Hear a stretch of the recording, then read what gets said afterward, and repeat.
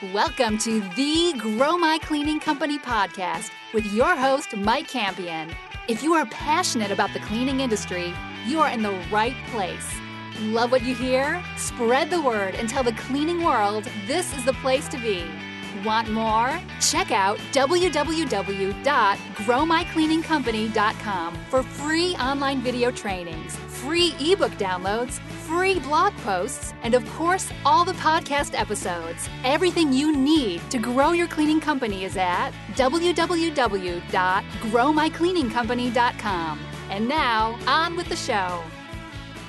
Welcome to the Grow My Cleaning Company podcast, where I coach owners of cleaning companies every Monday, Wednesday, and Friday on anything and everything related to building and growing cleaning companies. If that is you and you are committed to growing your cleaning company, go to growmycleaningcompany.com. You will find everything you need to create the cleaning company you've always wanted. If you want to be a guest on the show or you've got some feedback, you can reach out by emailing us at Nat, N-A-T, that's our producer, Natalie, Nat at growmycleaningcompany.com, or give us a ring, 480-648-5149. You'd be shocked how few people call to give us their feedback, but we love hearing from you, Cleaning Nation. Today, we are chatting with John Disselkamp from First Class Commercial Cleaning. First Class serves the Louisville area and just started earlier this year. He's already got 4 employees, and they focus on commercial cleaning services. If you want to reach out to John and his team, you can get a hold of them at www.wecleanlouisville.com. John, so glad to have you. Welcome to Cleaning Nation. Hey, Mike, how you doing? I am living the dream and glad to talk to you, my friend. So tell me, how'd you get involved with the cleaning business? How'd you get to be a part of Cleaning Nation? What is your story, my friend?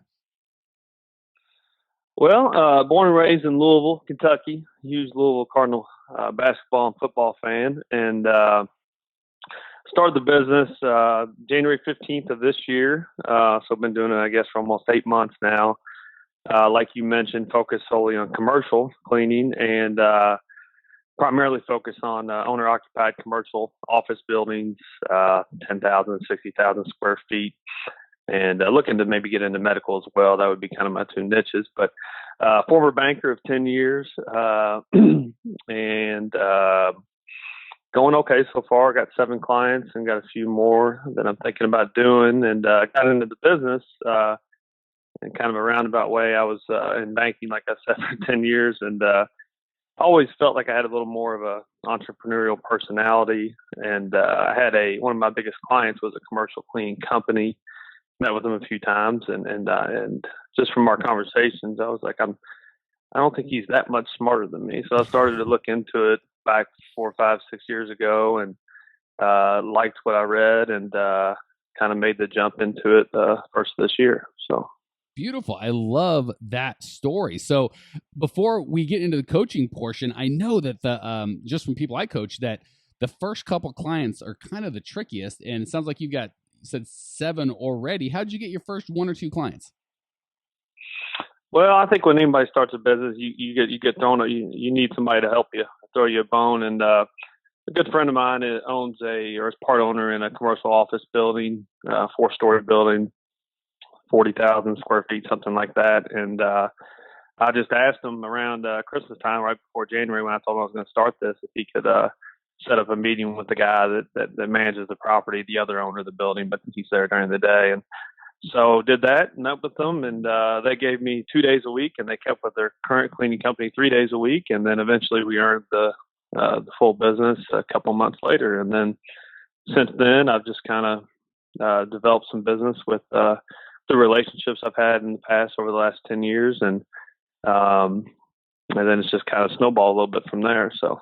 Well, I got to tell you, I've never heard of a property manager or owner going so far out of their way to not get rid of their old cleaner, but give you 2 out of 5 days a week. How did that transpire? I got to imagine the cleaner that was on staff was not pleased.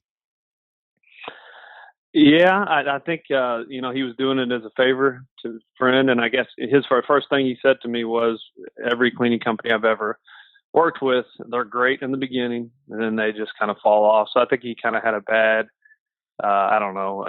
idea of cleaning companies. And I guess he wanted to, hey, I'll give you a shot at 2 days a week, and if you do okay, then we'll look at at something else. And I think he had a personal relationship with the guy that was doing it the other days of the week, and I think paying under the table and that type of thing. So I don't know if he was thrilled about bringing me on, but now we have a great relationship. So I'm not trying to beat you up. This is just such an interesting, I haven't heard a lot of that. And I know that Cleaning Nation's out there with questions. So how did you, it sounds like he wasn't totally just doing you a favor, but how did you kind of I mean, that's a tough relationship, because I hear that a lot, like, oh, the guy's a buddy with this guy and I can't get in there. And it sounds like, buddy or not, you got right in. Any words to the wise on how you did that? Well, how I initially got in? Well, yeah, how you initially got in, when it sounds like you were kind of not, I don't want to say not welcome, but not welcome. Well, I think he was open to the idea once, because his business partner is equal owners in the building. He just happens to, his role is managing the building as well as being a third owner. And he was just open to it because of my friend being his partner. And I guess he wasn't, even though he had a relationship with paying the guy under the table, I think more from a money perspective than an actual personal relationship with the guy. And he gave me an opportunity, and then I think the other guy may have made a few, probably a combination of the other guy making a few more mistakes and us kind of looking good compared to what they did. And we just kept working hard every day, and I would ask him for the 5-day week contract business ever so often, and then and finally was able to get it. So. Well, first of all, congratulations on doing the right thing. And when he's like, well, I got a relationship and I'm paying this guy cash, and not kind of rolling around the mud with those guys, but saying, you know what, we're just going to do good work for a fair price and show you the value based on the value we bring to your life, not how we can save you a buck or cheat the government. And it worked out for you. So I love hearing business owners that operate like that. Yeah, no, absolutely. Yeah, I feel like in this business, you get what you pay for. So. Yeah, and it's gosh bless it. I couldn't agree with you more, and I feel like I'm constantly saying that. So I love hearing owners who get that and say that. Like, if you feel like when you're buying things in your personal life, you're always trying to get the best price and you're always trying to grind everyone down and be a pain in the neck, it's hard for you to sell. But if you're one of those people that says you get what you pay for, if you want quality, you open up your wallet and you pay up and you get good service. If you want to chintz out, you take your chances. So I love that you get that. And I would imagine when you buy stuff, you're the same way. You don't always go for the cheapest option. You probably look for the thing that you think is going to bring the most value to your life, and that's how you make your decision. And that's how you sell, and it sounds like it's worked for you so far. Yeah, absolutely. And that's kind of one of the reasons, and maybe some of this is my banking experience, knowing a little bit of this, but one of the reasons I seek out owner-occupied office buildings as opposed to property-managed office buildings where I'm dealing with an outside property manager is just from my little experience. I feel like the owner-occupied commercial buildings where they operate their business every day and their employees go in and out of that building, they're gonna pay more for quality than a property manager that's hired outside to keep costs down. I know that's not their whole job, but that is a lot of their job. So, man, I would rather. Sorry, I didn't mean to interrupt. I'm just trying to tag on to what you're saying. I couldn't agree more. I know I've said that multiple times in my private coaching of, if I got to pick a niche and it's between, and I love property managers because they can just bring you a wall of business, but they're a lot more about the price and it's harder to sell on value. One by one, if I could pick, I'm always going to take owner occupied. So I'm really impressed with you for just being in the business not even a year and kind of getting that. That's a pretty subtle dynamic that I've had to, I don't want to say explain, but coerce almost guys that have been in business a lot longer of that fact. So you're really on the right track, my friend. Yeah, well, thanks. Hey, I'm always glad to get someone that's, I feel like gets it. So that said, instead of me, first of all, thank you so much for contributing to Clean Nation and kind of giving your experience. I think they're really going to enjoy that. I try to not always be the one yapping. But that said, I do want to bring you some value. What's going on in your world right now that I can help you with today?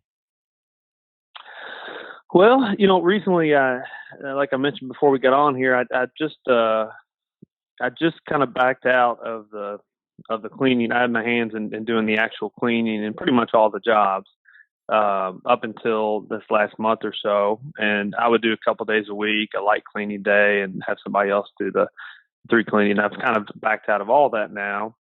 And like I said, have about 7 jobs. Could have maybe 10 before the end of September. And I just converted them from 1099 contractors to paying them as actual employees. And my next step, I guess, and just kind of looking forward is, I just want to ask you from your experience, is there a set number of jobs that I should have, or a set dollar, I guess, benchmark as far as revenue, where you say, okay, it's time to hire a supervisor or a manager, so I don't get too bogged down on the day-to-day managing, and I can focus more on bringing in more business, employees, and also, as I've learned from you from listening to this show, focus more time on creating and improving systems. And then I guess the follow-up question to that is, what would their duties be as a supervisor? Are they restocking? Are they taking care of buying supplies and that type of stuff? And then I guess where you find these people, and then how much, I don't know, it differs from different areas of the country, but how much do you pay them? All right. Excellent questions. I mean, you are really, I can tell generally the quality of a coaching client and the success that they're going to have by the quality of the questions that they ask. And the questions that you're asking are excellent.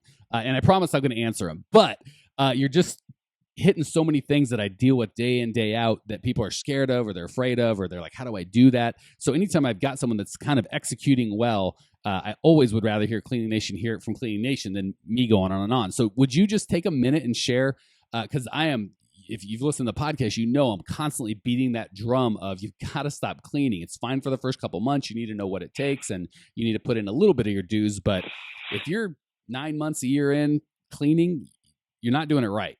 So how did you make that? And I'm sure there was some fear about, well, it's going to cost more and I'm not going to be there. And there's some things that hold you back. How did you break through those and extricate yourself from the cleaning? Well, I know this sounds simple, but I just kind of did it. And like I said, I have 2 contracts. That first building I was telling you about, another one, those buildings right next to each other, where I hired somebody to, actually my brother, to clean Monday, Wednesday, Friday, and I was doing the light clean on Tuesday and Thursday. It only took me 2 or 3 hours, but it was a good check and balances, so I can, keep my eye on the building, and I really couldn't afford to do it just yet till I got more business. So it was kind of still cleaning a little bit, but not a whole lot the whole time, and kind of integrating some employees into each of the jobs slowly, like 3 days a week or whatever it may be. And then I finally turned the keys over to them and said, okay, this is you're the building manager. I forget the name of or team leader for these 2 buildings. And I finally just got to a comfort level where I could turn it over to him and he would do a good job. And I had enough business about to come in where I took a little risk and make a little less money for a little bit until I could spend more time to bring more business in. And then I just brought on 1 or 2 new buildings that I didn't have to do much cleaning other than maybe the first week to get an idea of how long it takes, that type of thing. And just hired 2 people right on. So now going forward, each building, I'm going to try to hire, 1 or 2 man team, depending on how big it is, from day one, I guess.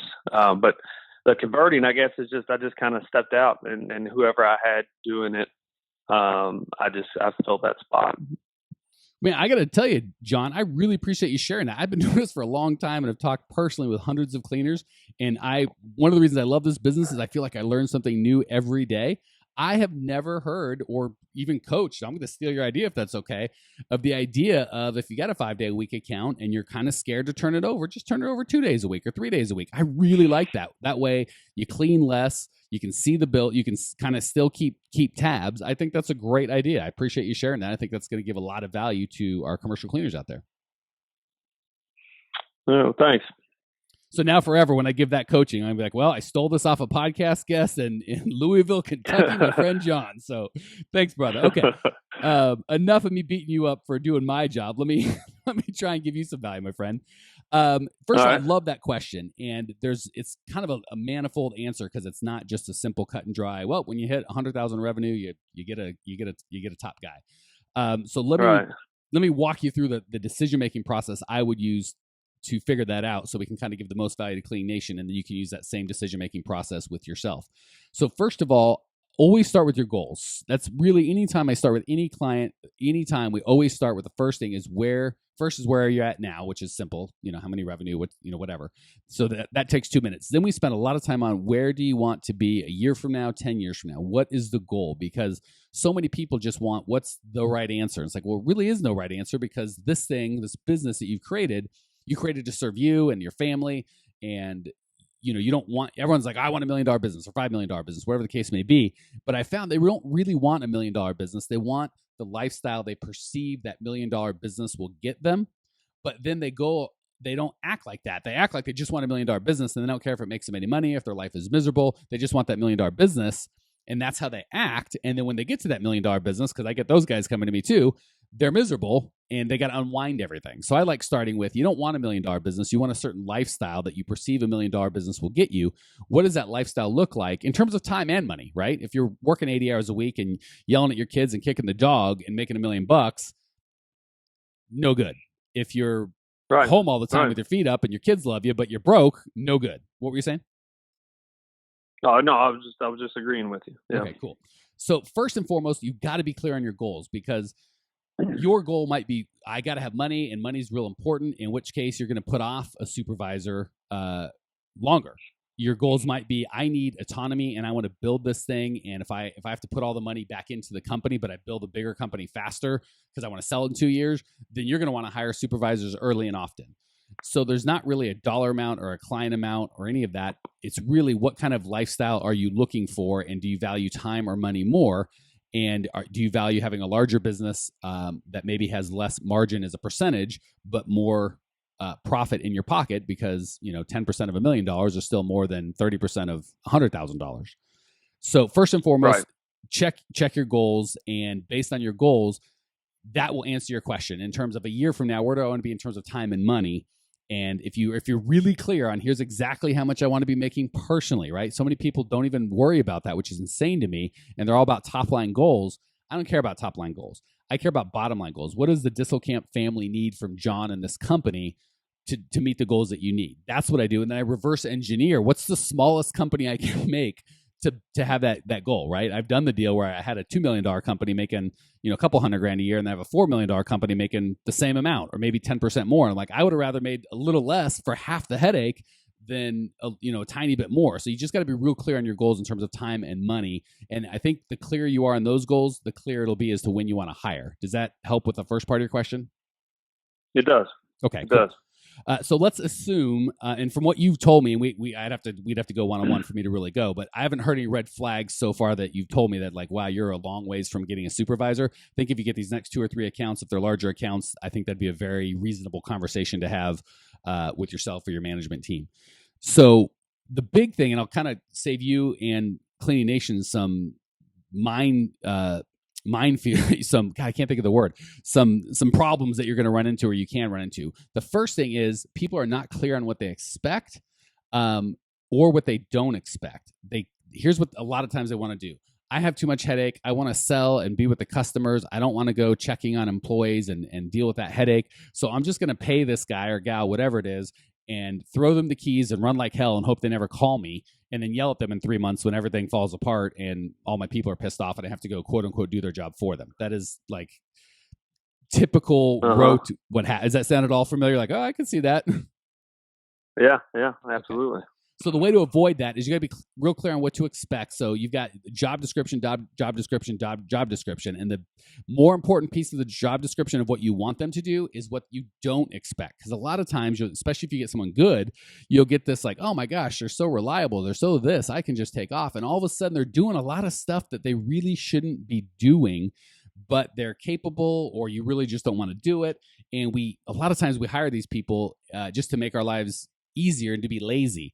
The good news is if you do it properly and you hire right, you can be lazy, but it takes a 3 to 6 month transition period. It takes a lot more work to set up the laziness. You can't just throw the keys at them and run.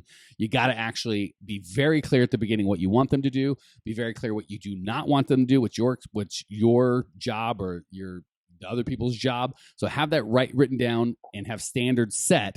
and then take all the time it needs. And it sounds like you're already doing this with, hey, I'm not going to just give this building to you. I'm going to give you 3 days, and then I'm going to give you 5 days with me checking on it all the time, and then I'm going to give you 5 days with me checking on it less frequently.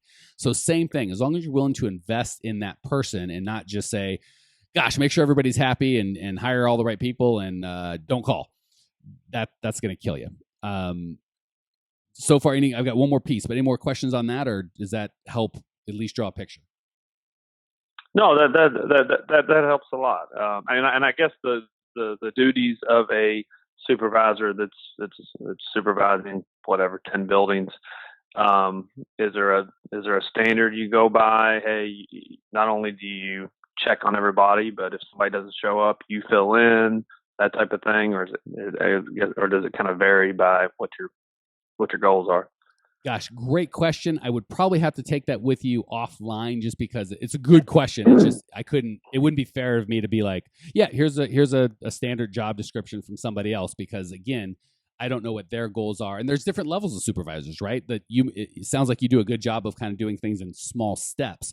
So what you might want to do is when your first step might be to take a cleaner that's paying $10 an hour, make him a lead supervisor. He's now paying $12 an hour. His job is to be responsible, like you called him, a team leader for this job, but maybe he's responsible for all of the jobs. And that's it. He doesn't do anything else. He doesn't hire. He doesn't do anything. He just goes and checks the jobs and fills out a checklist to make sure that they were done right.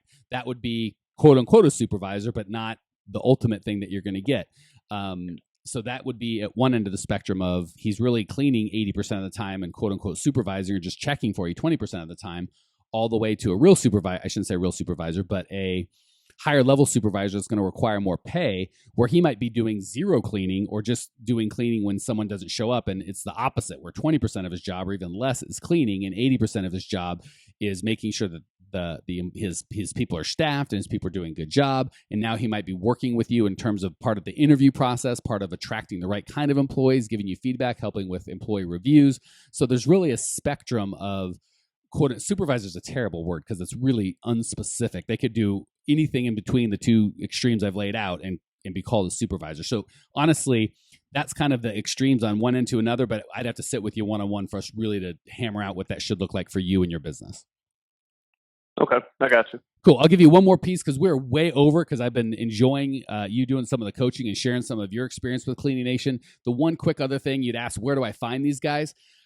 The best place is referrals. Internal referrals would be, again, like I said, if you've got a guy that's crushing it, let's give him a little, or her, a little extra money and have them take a little more responsibility. You can kind of work them into a supervisor role. Internal hiring is fantastic. Referrals are fantastic in terms of, that's why you want to be friendly with the community. And you have, a lot of times these cleaners have been cleaning at other companies and they know who's bad and they know who's good. And if you can get a referral from a cleaner that says, hey, this guy's awesome, I'd rather take that always. And then my kind of secret weapon I use, and I think I've given this on the show a couple of times, is I always talk about having a relationship with your janitorial supply company. Like you'd asked about, I don't know if this is off air or on air, but you said, should they be buying supplies? I'm a big fan of nobody should be buying supplies. Once you get a good relationship with your janitorial supply company, they come in once a week or once a month, or whatever frequency makes sense, and they just fill up what you need. So nobody buys supply. They just handle it and bill you for it. And then I'm going to rely heavily for that kind of relationship where like, wow, I just get to bill you for all of your supplies and I'm your only customer. Dang right. Or not your only customer, your only vendor. Yes. But the flip side of that is, if and when it comes to needing a new piece of equipment, I want you to hook me up with the best one. Or if you get a used piece in that's pristine that you can sell me a good deal, I want that. Or when I need a supervisor, I'm on the hunt for talent. Those people are generally the hubs. And a lot of times, guess who goes to buy would be the supervisors that you're looking for. So when a rock star supervisor that your janitorial supply company comes in and goes, yeah, I'm really unhappy with my place and I'm out of here and I'm looking for a soft landing. Man, I cannot express the value of that guy calling John on speed dial. And that's why you build that relationship now. So when you need somebody, you've already got your foundation. Fair enough? Fair enough. All right, man. I could go on forever, but we don't want this to be a 6-hour-long odyssey. So let's hit the lightning round, my friend. You've done such a good job giving feedback. I can't wait to hear what you're going to say in the lightning round. Question number 1, what's the best piece of advice you've ever received? I guess I'll steal one from my grandfather. You're no better than anyone else in this world, but you're certainly no less either.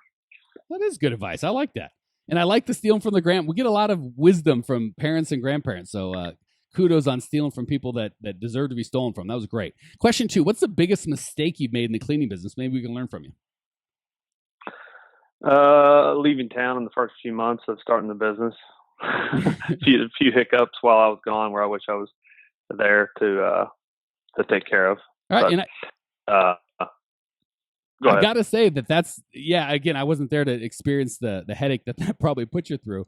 But the flip side is, the best way to quit working or to take a vacation is to quit working or take a vacation. So I like that you had the guts, so to speak, and right in the first month to go, well, I'm out of here. Good for you, man. That's the pain of you having to do that is over. The flip side of that is hopefully you've got in your mind like, well, I can leave and stuff's going to be difficult, but the world's not going to end. So I like that you took that bold step right in your first month, man. That's something stupid I would do. Well, I didn't have too much of a choice. I was moving my girlfriend up from Florida, so it was I had to do it.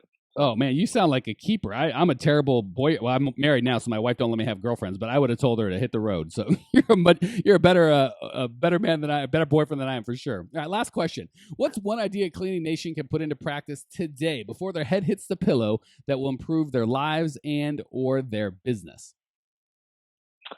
I thought of two of them, but I'll give you one. This is just one of my favorite quotes of all time. Is life is 10% of what happens to you and 90% of how you react to it, which I think, applies to a lot of things, but applies to this business too, as well. So that sounds like Chuck Swindoll. Am I missing that, or is that right? I think you're right. Yeah. Good. Deep pull. All right. And you're right. That is excellent advice. All right, John, I really got to say that I really appreciate you being on the show and contributing to the community. You did such a good job of kind of just sharing where you're at, because there's and I want to encourage you, there are literally dozens of people out there listening that are really going to get feedback and be able to make their lives better just for you sharing your experience. And that's why we build this community. I really appreciate you. Cleaning Nation appreciates you. Cleaning Nation, if you want to check out John's show notes page and get everything you need to grow your cleaning business, go to growmycleaningcompany.com. Leave your questions, your comments, your rude remarks. I will see you there. Congratulations! You are now 16% smarter. Still can't get enough cleaning goodness? Go to www.growmycleaningcompany.com for more of the good stuff. Ever want to be rich and famous? Owners of cleaning companies, as well as industry experts, can apply to be featured on the show by emailing our producer Natalie at support@growmycleaningcompany.com. Until then, don't miss out on all the latest cleaning industry lovin' at www.growmycleaningcompany.com. Check it out now.